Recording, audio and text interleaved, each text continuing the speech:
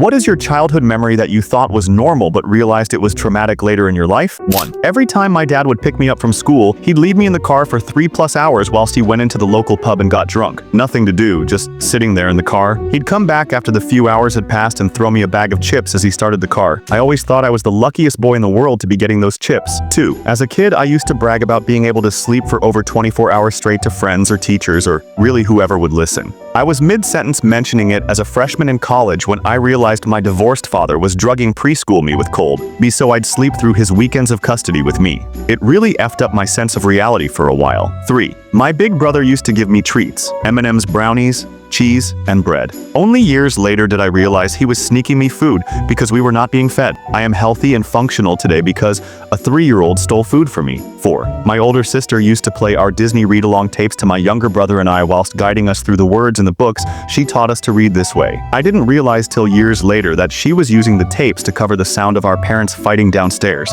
It saddens me that she never got to have a childhood. 5. My stepdad would frequently play fight me and my sister when my mom wasn't home, but his play fighting was actual abuse. Most of the abuse was punching and stuff, but the worst one I remember was him tying me to a chair with a shit ton of duct tape and tying my mouth and just leaving me there for over an hour. 6. My mom used to give me enemas when I misbehaved. I didn't realize until I made a joke about it during my first semester of college, and everyone looked at me in stunned silence that it was not a normal punishment.